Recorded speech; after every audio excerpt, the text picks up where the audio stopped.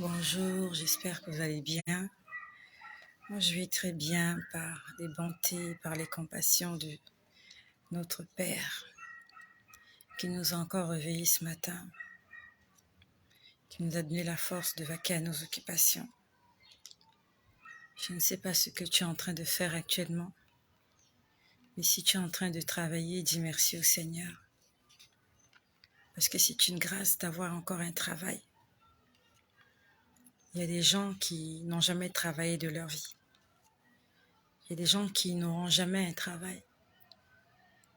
Il y a des gens qui ont perdu leur travail. Et si tu travailles, dis merci au Seigneur. Et si comme beaucoup, tu as aussi perdu ton travail, mais que tu es resté fidèle et juste au Seigneur, que le nom de Jésus-Christ soit glorifié dans ta vie. Marche dans l'obéissance, marche dans l'intégrité, marchons dans la justice, dans l'amour, dans le pardon. Que le Seigneur nous aide. Nous ne sommes plus ici pour longtemps. Il y a beaucoup de polémiques au sujet de ce que j'ai dit.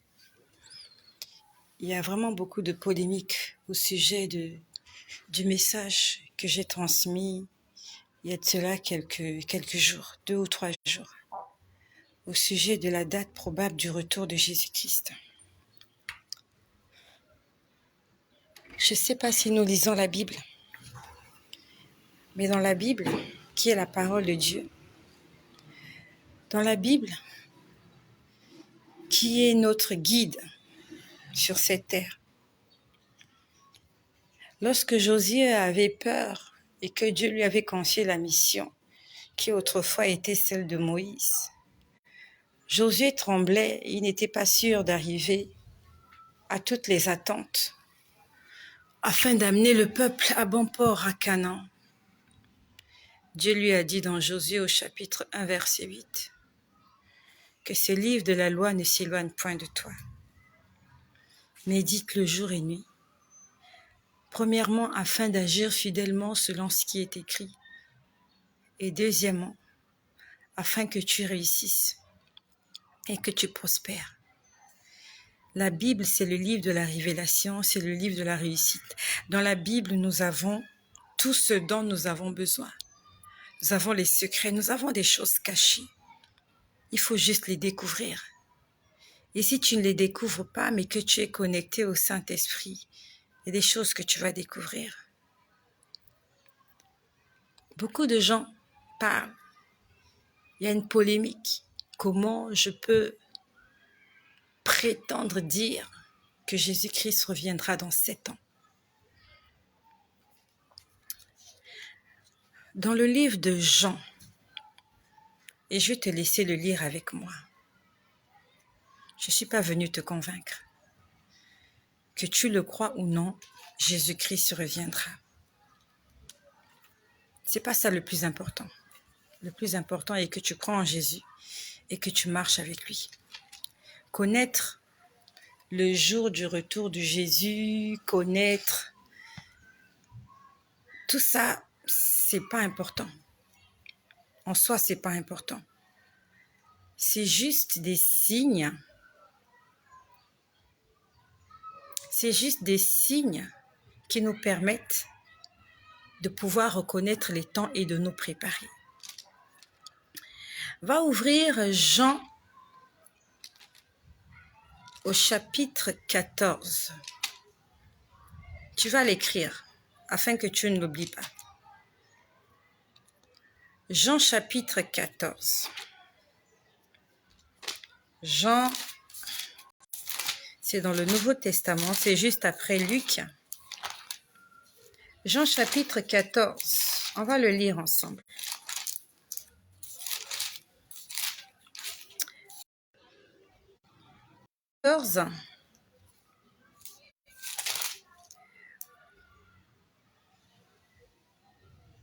Dans Jean 14, il est écrit,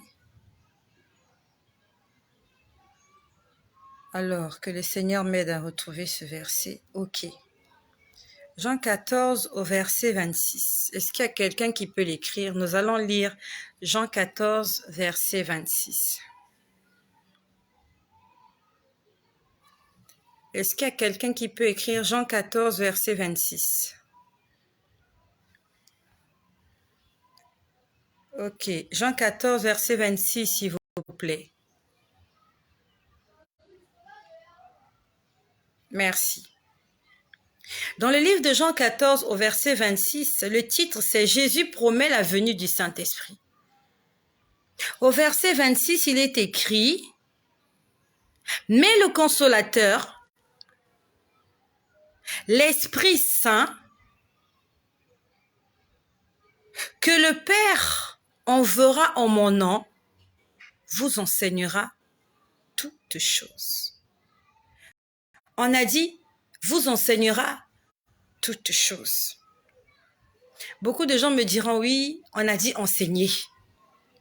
Enseigner, c'est différent d'enseigner. C'est différent de « ok ». Enseigner, ça veut dire que tu n'as pas compris, il t'a expliqué. Je suis d'accord avec toi. Va dans Jean 16. Dans Jean 16. Jean 16 au verset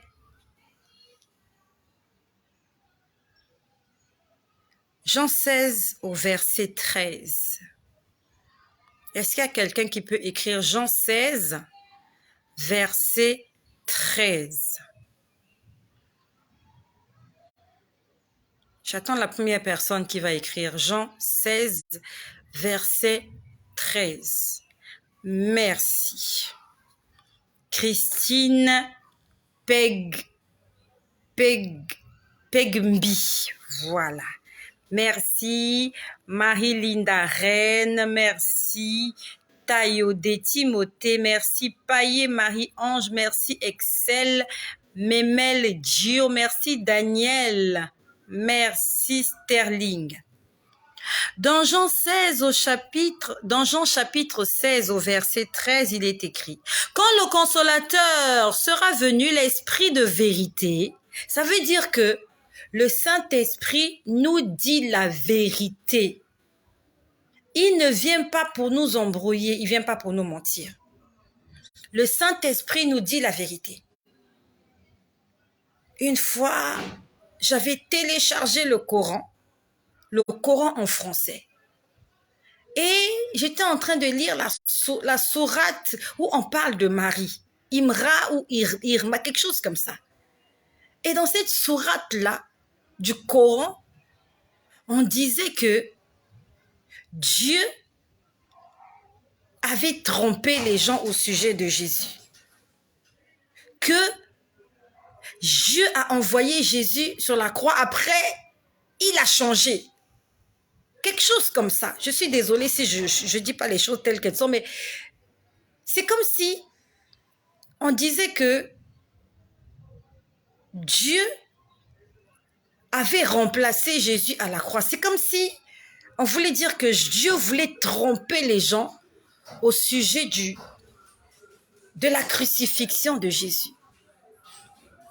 Que Dieu avait changé Jésus à la croix. Donc les gens croyaient que c'était Jésus, mais ce n'était pas Jésus. Dieu ne fait pas ce genre de choses. Dieu, il est vérité. Dieu dit la vérité. Lorsque Dieu dit quelque chose, la chose est vraie. Celui qui raconte des mensonges, c'est le diable. La Bible nous dit que dès le commencement, il a toujours été un menteur. L'esprit de vérité, ça veut dire qu'il vous dira la vérité. Car il ne parlera pas de lui-même, mais il dira tout ce qu'il a entendu et il vous annoncera les choses à venir. Quand tu entends cette phrase, tu penses à quoi? Le Saint-Esprit vous annoncera les choses à venir. Tu crois seulement qu'il va t'annoncer qui sera ton futur conjoint? En quelle année tu vas te marier? Quelle sera l'entreprise dans laquelle tu travailleras? Combien de voitures tu vas t'acheter? Comment doivent s'appeler tes enfants? Tu crois que le Saint-Esprit Son travail dans ta vie ne s'arrête qu'à te prédire des choses qui concernent ta vie terrestre. C'est pour ça qu'il a été envoyé, pour te dire, voilà, tu t'appelles un tel, là où tu as un sous-vêtement rouge, ton père était mort, tu avais 10 ans, tu as grandi avec ta mère, quand tu étais petit, tu n'étais pas aimé à la maternelle. Tu crois que le Saint-Esprit n'est là que pour t'annoncer des choses que tu connais déjà? Tu as porté un sous-vêtement bleu, oui, tu le sais. Quand tu le portais, même les démons t'ont vu le porter. Le fait que quelqu'un te prophétise au sujet de ton soutif, c'est pas ça la prophétie. La prophétie, c'est au-delà de ce que l'œil humain n'a pas vu, au-delà de ce que l'oreille humaine n'a pas entendu ou n'a jamais pensé entendre ces choses. Le Saint-Esprit annonce des choses extraordinaires. Le Saint-Esprit sort du commun des mortels. Que tu le crois ou pas, quand tu lis la Bible, il y a des gens, une minorité, qui étaient toujours au courant de certaines choses. Pas la majorité. Pas la majorité. Une minorité. Dieu voulait détruire la terre par le déluge parce que le péché avait abondé. Il y a un homme qui était au courant de cela. Il s'appelait Noé. Il en a parlé à sa femme. Il en a parlé à ses fils. Il en a parlé aux femmes de ses fils. Il y avait une famille qui était au courant qu'il allait avoir une pluie et que cette pluie allait détruire la terre. Mais lorsque les gens entendaient ça, on te dit, mais il est fou cet homme. Comme aujourd'hui, beaucoup de gens disent, elle est folle cette femme. Comment peut-elle prédire? Comment peut-elle dire que le Saint-Esprit lui a dit qu'il reviendra dans 7 ans? Lorsque Noé a commencé à construire l'arche, il ne savait pas à quel moment allait commencer la pluie. Dieu lui a demandé juste de s'apprêter. Donc, il était au courant qu'il y a quelque chose qui allait arriver. Et quand Dieu lui a dit « entre », il savait que c'était le signe. Est-ce qu'il a annoncé ça aux gens? Oh oui, Noé leur avait dit « Dieu va détruire la terre ». Est-ce que le jour où Dieu lui a dit « entre dans l'arche », est-ce qu'il a dit ça à ses voisins? Peut-être, maybe. Peut-être qu'il a dit à ses voisins « Dieu m'a dit que demain j'entrerai dans l'arche, donc je vous en supplie. Peut-être que le déluge va commencer demain. Venez entrer avec moi. » Ah, mais tu es stupide, Noé. Oh, que tu es fou. Noé est entré. C'est Dieu qui a fermé la porte. C'est pas Noé qui a fermé la porte de l'arche. C'est Dieu qui a fermé la porte. Et la Bible nous dit que quand Dieu a fermé, personne ne peut ouvrir. Et quand Dieu a ouvert, personne ne peut fermer. Sur cette terre, il y avait un homme qui était au courant, qui allait avoir un déluge. Et les choses se sont faites telles qu'elles ont été annoncées à Noé. On connaît l'histoire de Samson. Sa mère était stérile. Un ange lui apparaît, lui dit, tu vas être enceinte d'un fils qui viendra sauver Israël de ses ennemis. Tu l'appelleras Samson. Il ne devra jamais se couper les cheveux. Beaucoup de gens n'étaient pas au courant de cela. Qu'il y avait quelque part un bébé qui était né et qu'il était venu avec une mission salvatrice de combattre les Philistins qui étaient en train de perturber la vie paisible des enfants d'Israël. Personne n'était au courant. Mais il y a un couple qui était au courant, les parents de Samson. Ça fait que cet enfant, c'est un enfant spécial. Dieu voulait détruire Ninive. Et il vient s'adresser à un homme qu'on appelle Jonas. Il dit, va dire à Ninive que si Ninive ne se répand pas, je veux les détruire. Les habitants de Ninive n'étaient pas au courant. Ils ne savaient pas que Dieu voulait les détruire. Mais Jonas le savait, même s'il a voulu aller à Tarsis. Il savait que Dieu voulait détruire Ninive. La Bible nous dit que Dieu ne fera rien sans avoir averti ses serviteurs, les prophètes, parce qu'il est un Dieu d'amour. Pendant des siècles, on avait prédit la venue de Jésus. Ésaïe a prophétisé, Ézéchiel a parlé. On n'avait pas donné la date. On avait juste dit qu'il y avait une vierge en Israël qui mettrait au monde un fils. Ça sera le fils de Dieu, la consolation par excellence. Les gens étaient au courant. Mais quand Jésus est né, c'était une minorité qui était au courant. Lorsque l'ange est venu apparaître à Marie, est-ce que Marie en a parlé à sa famille? Je ne sais pas, mais ce n'est pas écrit. Elle en a parlé à son fiancé, par contre. Joseph était au courant. Il y a un ange qui m'est apparu. Il m'a dit que je serais enceinte. Et pendant que l'ange annonce à Marie, l'ange l'annonce aussi à Élisabeth. Lui dire, ta cousine Marie, elle aussi, elle sera enceinte. Elle enfantera le fils de la promesse. Il y avait un homme dans le temple qu'on appelait Siméon. Il exerçait un service dans le temple. C'était un prêtre dans le temple. Il avait été divinement averti par Dieu qu'il n'allait pas mourir sans avoir vu le salut. Donc pendant que les gens s'attendaient que Jésus allait naître dans la maison de Hérode, ou je ne sais pas dans quel palais, il y avait une minorité des gens qui étaient connectés au Saint-Esprit qui savaient. Marie savait, Joseph savait, Élisabeth savait, Zacharie savait, Siméon savait. Est-ce qu'ils en ont parlé à des gens autour d'eux? J'en sais rien. Mais il y a des gens qui savaient qu'il y a le Messie qui est en train de naître. Il est encore dans le ventre de sa mère. Il va bientôt arriver. Dieu ne fait rien sans nous avertir. Dieu avertit toujours quelqu'un.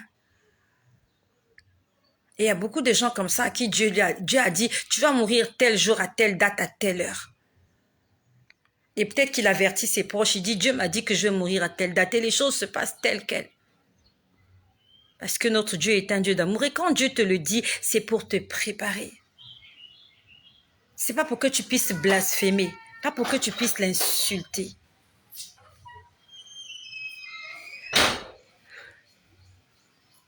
Colombe t'a dit, déshabille-toi, tu vas te laver.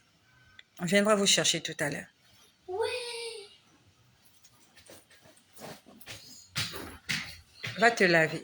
Tu te calmes et va te laver. Oui, maman. Dieu avertit toujours. Jésus avait averti à ses disciples comment il allait mourir. Il passait du temps à leur dire, le Fils de l'homme va mourir. Ils ne comprenaient pas. Ils étaient étourdis, ils étaient distraits. Mais on le leur disait. Jusqu'au jardin de Gethsémani. Quand ils ont pris leur dernier souper,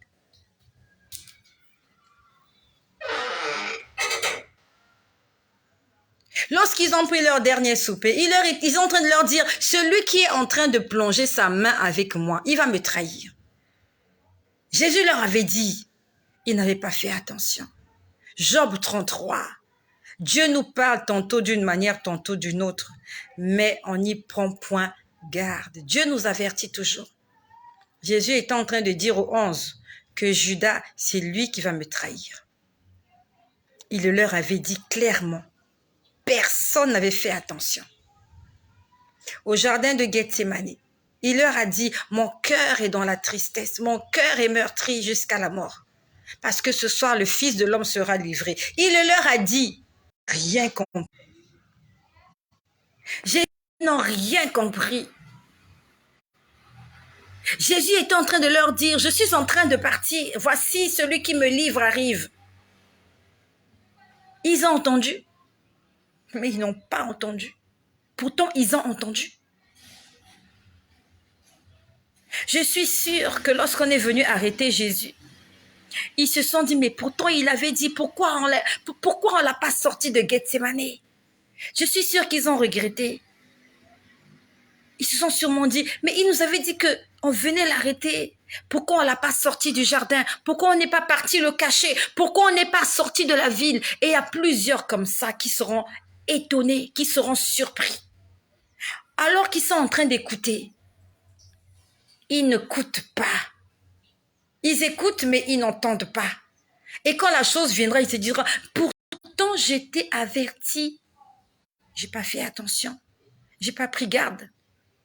Et j'ai cru que c'était de l'amusement. Dans le livre de 1 Corinthiens au chapitre 2, beaucoup de gens disent oui, Jésus a dit à ses disciples, ni moi ni les anges ne connaissant la date ni l'heure, seul le Père. Ok. Il n'y a que Dieu le Père qui connaît la date. La date est dans le cœur de Dieu, d'accord? Le jour du retour de Jésus, il n'y a que Dieu qui sait. Donc c'est le secret de Dieu. Je suis d'accord avec toi. Jésus a dit à ses disciples, il n'y a que le Père qui le sait. Je suis d'accord. Donc on va dire que Jésus n'est pas au courant. Ok. Donc Jésus ne peut pas nous le dire parce qu'il ne le connaît pas. D'accord. Il n'y a que le Père qui le connaît. Mais quand on lit dans 1 Corinthiens au chapitre 2 au verset 10, qu'est-ce qui est écrit? Dieu nous les a révélés par le Saint-Esprit. Dieu nous a révélé quoi? Des choses que l'œil n'a point vues, que l'oreille n'a point entendues. Dieu nous révèle les choses par le Saint-Esprit, car le Saint-Esprit sonde tout. Tout, T-O-U-T, même les profondeurs de Dieu. Va le lire dans 1 Corinthiens au chapitre 2 au verset 10. Le Saint-Esprit sonde tout.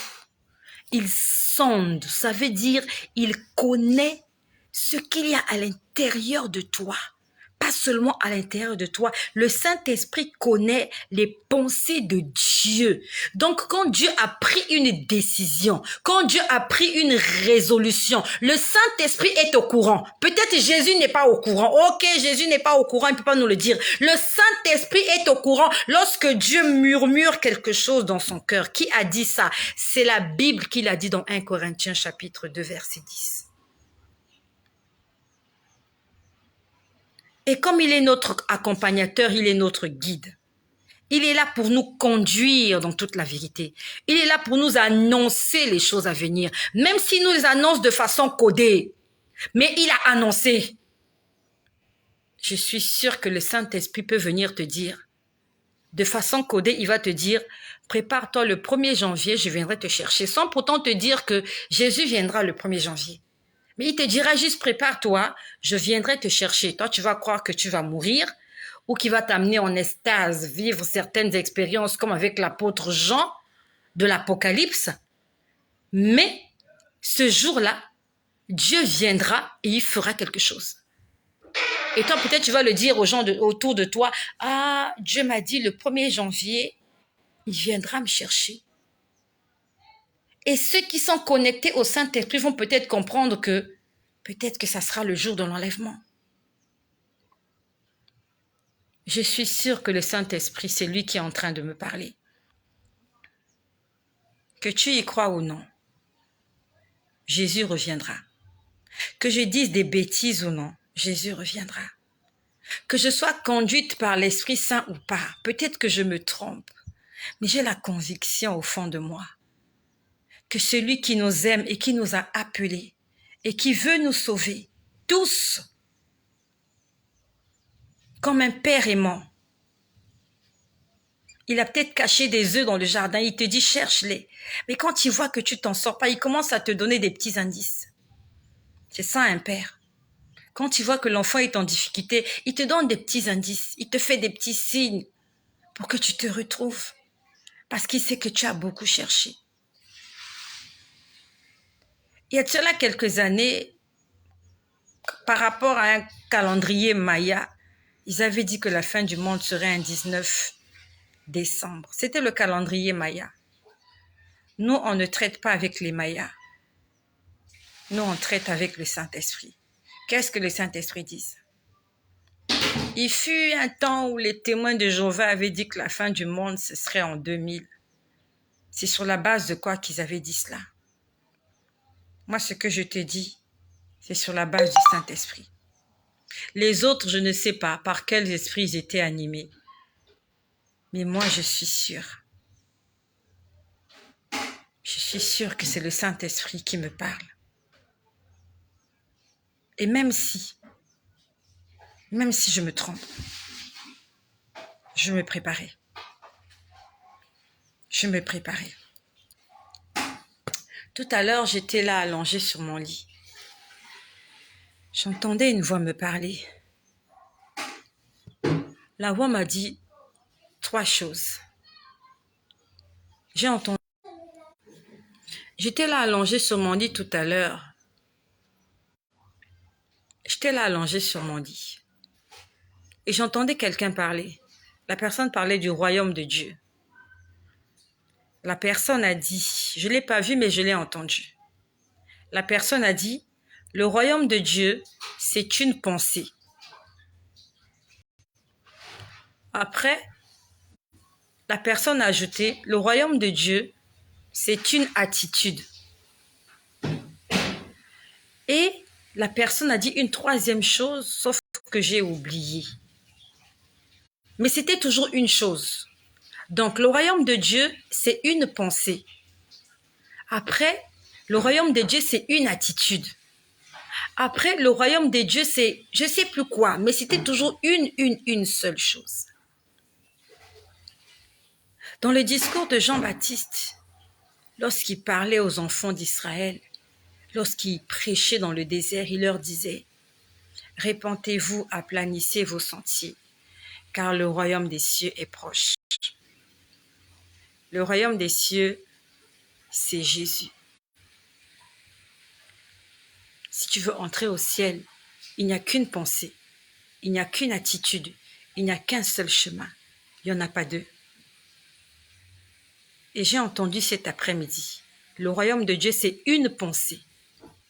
Donc, tu dois avoir une seule pensée, pas plusieurs pensées. Et ta pensée doit être connectée à celui qu'on appelle le Père de l'univers. Tu dois être connecté à sa pensée. Qu'est-ce que Dieu pense? Tu dois te connecter à cela. J'ai entendu le royaume des cieux, c'est une attitude. Le royaume de Dieu, non pas le royaume des cieux, mais le royaume de Dieu. Le royaume de Dieu, c'est une attitude. On n'a pas dit des attitudes, on a dit une attitude. J'ai pas rêvé. Je l'entendais de mes oreilles et j'aime ce que le Saint-Esprit fait avec moi. C'est vrai, il y a des choses que j'entends, je ne comprends pas forcément. C'est souvent compliqué. Tu vas commencer à réfléchir. C'est quoi? Ça signifie quoi une pensée? Ça signifie quoi une attitude? Mais quand tu es connecté au Saint-Esprit, tu comprends juste qu'on te demande de te connecter à une seule pensée. C'est la pensée de la vérité. Pas d'avoir plusieurs pensées. D'avoir une seule pensée, un seul but, un seul objectif, un seul chemin. Et la 3e chose, j'ai oublié.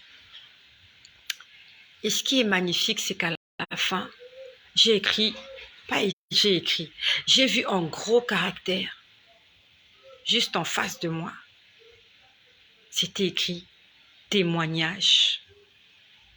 C'était écrit en gros caractère. J'avais l'impression que j'étais en face d'un mur blanc ou d'un tableau blanc. Et on a écrit témoignage en noir. Témoignage.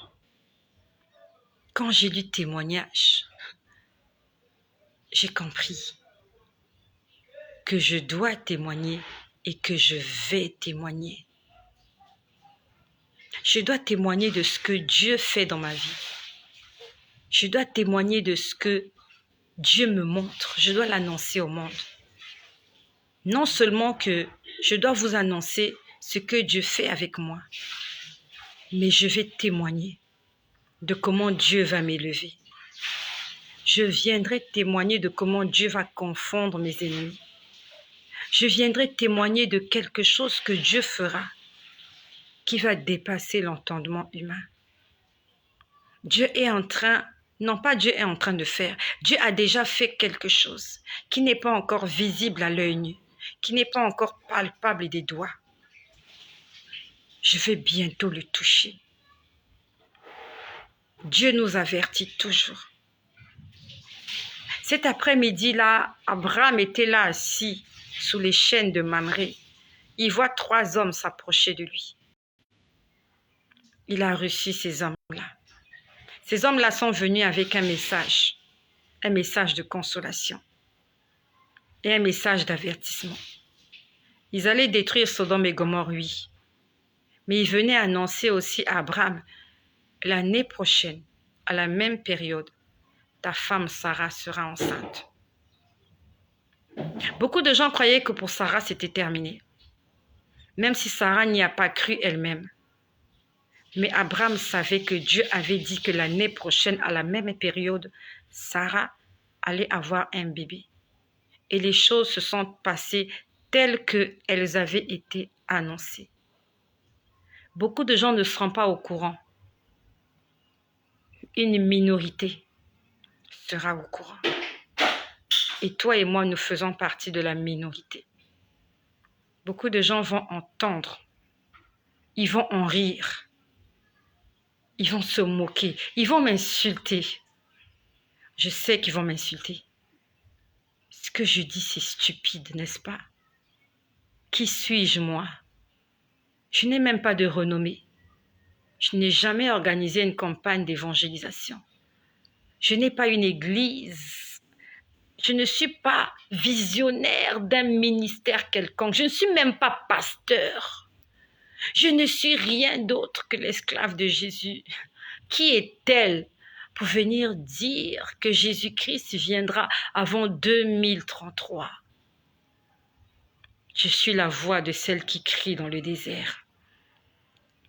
Répentez-vous, aplanissez vos sentiers, car le royaume des cieux est proche. Je ne suis rien du tout. Je ne suis rien. Je suis juste une voix. Et quand le Seigneur a fini de me parler hier ou avant-hier, lorsqu'il a fini de me parler, pour ceux qui me suivent régulièrement, je vous ai dit que j'ai vu la course, oui. C'est par la course que je m'étais arrêtée hier. J'ai vu la course.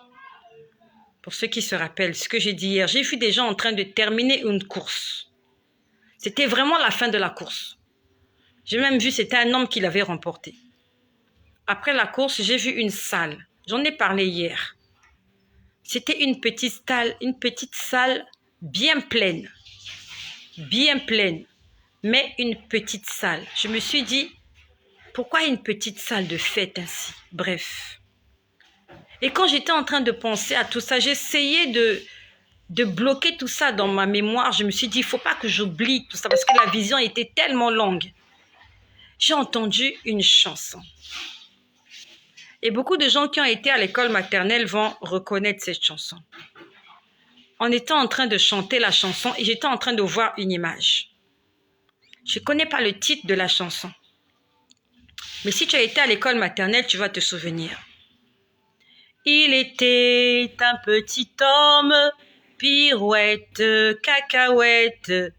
Il était un petit homme qui avait une grande maison, C'est la chanson qu'on me chantait. Sa maison est en carton, pirouette, cacahuète. Sa maison est en carton. Les escaliers sont en papier, Si vous voulez y monter, pirouette, cacahuète. Si vous voulez y monter, vous vous casserez le bout du nez. On a chanté la chanson une fois. Et lorsqu'on a dit, sa maison est en carton, j'étais en train de voir quelqu'un sur le toit d'une maison. La maison était en carton. Et la personne essayait d'arranger le toit de la maison. Donc, c'est comme s'il y avait un problème avec la toiture. Et la personne était comme un soudeur. Vous voyez les soudeurs, ils ont un appareil, je ne sais pas comment ils appellent ça, ceux qui font la soudure là. Ils portent des masques comme ça. Et quand je ne sais pas comment j'appelle ça, lorsqu'ils travaillent, ils font la soudure, il y a des étincelles qui sortent. Et je vois quelqu'un qui s'approche de cette maison en carton. Donc, il était un petit homme qui avait une grande maison. Mais sa maison était en carton. Et les escaliers étaient en papier. Et la Bible dit, si vous voulez y monter, vous casserez le bout du nez. Pourquoi vous casserez le bout du nez? Parce que la maison n'est pas solide, c'est en carton. Ça veut dire que s'il pleut, la maison va disparaître. S'il y a du vent, la maison s'en ira.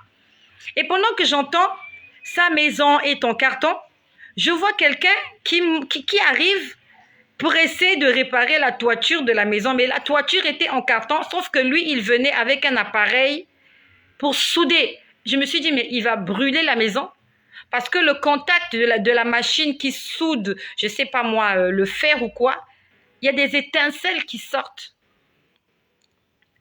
Et si vous le mettez en contact avec un carton, le carton va brûler. Donc c'est comme si Dieu était en train de dire, c'est le moment de construire quelque chose de solide. Je ne sais pas quelle est la structure de ton bâtiment. Quand je parle de ton bâtiment, c'est ton corps. La Bible nous dit, nous sommes le temple du Saint-Esprit. Donc nous sommes la maison dans laquelle Dieu habite et Dieu aimerait habiter.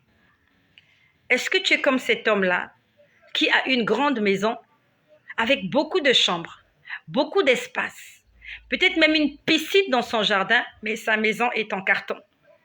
C'est peut-être une belle maison de luxe, avec un beau jardin, avec une belle couleur, avec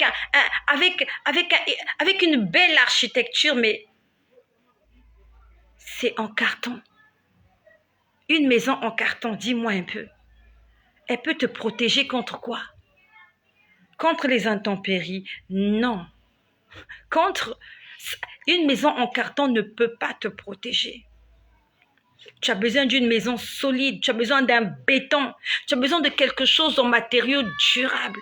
Donc c'est comme si Dieu me disait, c'est le moment de construire quelque chose de solide. Non seulement de construire quelque chose de solide, mais de le construire sur un endroit stable. Afin que lorsque les vents arriveront, lorsque les tempêtes arriveront, que cette maison-là ne soit pas emportée. Il était un petit homme qui avait une grande maison, mais sa maison est en carton. Les escaliers sont en papier, Si vous voulez y monter, vous vous casserez le bout du nez, Le facteur y est monté, il s'est cassé le bout du nez. Donc ça veut dire que ta maison, non seulement elle est en carton, mais quand quelqu'un va essayer de venir te rendre visite, il va se faire mal. Parce que tu n'as pas bâti quelque chose de solide. Ça va paraître stupide pour beaucoup de gens, mais j'ai entendu cette chanson hier. De la maison en carton. Une grande maison en carton. Les escaliers sont en papier. Ça veut dire que même de l'huile qui tombe sur des escaliers, les escaliers seront impraticables. Je te laisse imaginer cette maison en carton avec des escaliers en papier. Et que toi, tu veux escalader cet escalier avec une bonbonne d'eau, avec une tasse de thé. Ça veut dire, s'il y a des escaliers, ça veut dire que la maison est à étage. Tu veux monter, mais tu as de l'eau dans les mains. Et si cette tasse-là, tu ne fais pas attention, elle se renverse sur les escaliers en papier. Comment tu feras pour descendre ou comment tu feras pour continuer ta marche? Ne prenons pas les choses de façon humaine. Mettons notre intelligence humaine de côté. Voyons les choses de façon spirituelle. Le Seigneur est en train de nous demander de commencer à bâtir quelque chose de solide. Dans la Bible, il est écrit, celui qui bâtit sans l'Éternel bâtit en vain. Celui qui veille sans l'Éternel veille en vain. Et quelque part, il est écrit, celui qui bâtit sa maison sur le sable ne sera pas en sécurité. Parce que lorsque les torrents arriveront, la maison sera emportée. Nous devons bâtir notre maison solide sur le roc. Et le roc, c'est Jésus-Christ. Je n'invente pas tous ces messages, ce sont des choses qui me sont dictées. Cette chanson-là, je l'ai entendue hier et Dieu m'est témoin. J'ai entendu la chanson de ce petit homme qui avait une grande maison et que sa maison était en carton. Dieu se sert des choses que tu connais afin que tu puisses comprendre le message qu'il veut t'envoyer. Et la première personne à qui on transmet ce message, c'est moi. Je dois commencer à bâtir quelque chose de solide. Ma foi doit devenir plus solide encore. Il ne me reste plus beaucoup d'années ici. Je dois plus que jamais commencer à travailler durement pour mon salut et pour la vie éternelle. J'ai entendu parler du royaume de Dieu tout à l'heure. On m'a dit le royaume de Dieu, c'est une pensée, c'est une attitude. Donc, je dois me connecter à cette pensée et je dois faire des efforts pour avoir cette attitude-là, l'attitude du royaume des cieux, l'attitude du royaume de Dieu. Et le royaume de Dieu, c'est Jésus. Je remercie le Seigneur pour toi qui as cru à ce que je dis. Mais moi, j'y crois. J'y crois. C'est au-delà de mon imagination. Il suffit juste que je reste tranquille pour que je voie des choses, pour que j'entende des choses. Et ça commence à devenir plus fort encore. Dieu est en train de m'amener dans une dimension. Je commence à sentir que c'est comme si on appuyait sur le champignon. Ça commence à devenir très accéléré. Très accéléré. Comme les douleurs de l'enfantement.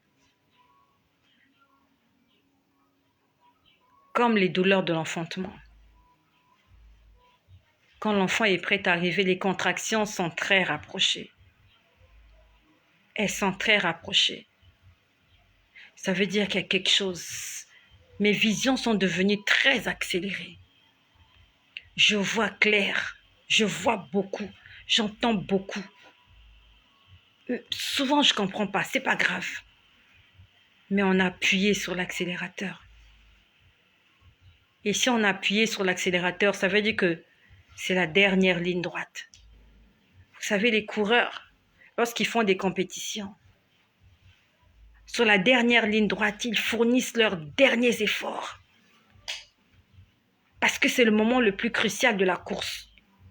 Il faut atteindre la ligne d'arrivée. Ils fournissent tous leurs efforts. Ils se donnent à fond. Et j'ai l'impression que c'est ce qui est en train de m'arriver. C'est comme si Dieu est en train de travailler de façon... Ça va très vite maintenant. Ça va très très vite. Que le nom de Jésus-Christ soit glorifié. Je t'en supplie. Prépare-toi. Seigneur, je te rends grâce pour mon frère qui m'écoute, pour ma sœur qui m'écoute. Seigneur Jésus, ce soir, et ça dépend de l'heure à laquelle cette personne va écouter cette vidéo. Seigneur, nous aimerions te donner nos vies. Seigneur Jésus, nous te donnons nos vies. Seigneur, nous nous confions à toi, nous nous donnons totalement à toi. Nous nous abandonnons à toi, Saint-Esprit. Saint-Esprit, prends le contrôle de nos vies. Saint-Esprit de Dieu, viens prendre le contrôle de la vie de mon frère qui m'écoute, de la vie de ma sœur. Prends le contrôle de sa maison. Sois son guide. Sois son conseiller. Sois son consolateur. Et Saint-Esprit, je t'en supplie, pardonne nos péchés. Pardonne nos péchés, Saint-Esprit. Je t'en supplie, Saint-Esprit, pardonne nos péchés. Si nous avons péché contre toi, si nous avons fait ce qui est mal à tes yeux, nous te demandons sincèrement pardon. Te prions de nous sanctifier, de nous purifier. Seigneur Jésus, merci d'écrire nos noms dans le livre de vie de l'agneau. Merci Seigneur de ce que tu ouvres une porte aujourd'hui que personne ne pourra fermer. Et que tu fermes une porte aujourd'hui que personne ne pourra ouvrir. Je te recommande la vie de cette personne qui va peut-être mourir aujourd'hui ou ce soir. Seigneur, que cette personne qui m'écoute, cette personne qui veut être sauvée, Cette personne qui est en train de passer les dernières secondes de sa vie sur cette terre. Seigneur, que tu le pousses, que tu la pousses à la prière de repentance.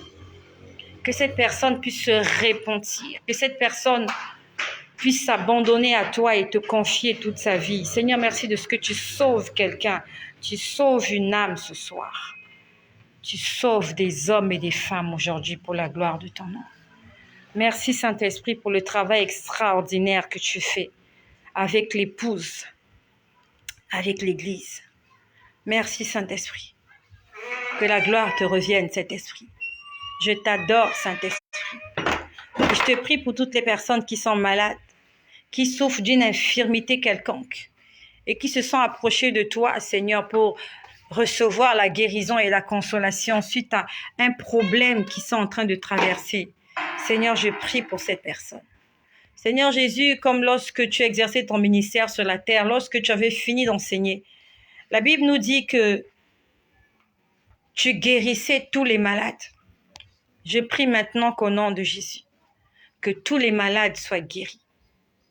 Que tous ceux qui souffrent de quelconque maladie que ce soit, quel que soit le diagnostic des médecins, que cette personne, qui qu'elle soit, aussi incrédule soit-elle, qu'elle sache qu'il y a un Dieu tout-puissant qui guérit toute maladie et toute infirmité.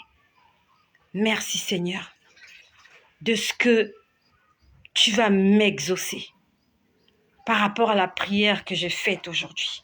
Merci Saint-Esprit parce que tu m'exauces et que tu m'as toujours exaucé. Parce que cette mission, c'est toi qui me l'as donnée. Non seulement tu donnes la vision, mais tu donnes aussi la provision. Et je sais qu'il y a une provision de guérison aujourd'hui. Je sais qu'il y a une provision de salut ce soir. Je sais qu'il y a une provision de délivrance et de restauration. Je sais qu'il y a une provision de rétablissement. Au nom puissant de Jésus-Christ, j'ai ainsi prié. Que la gloire revienne à Jésus-Christ.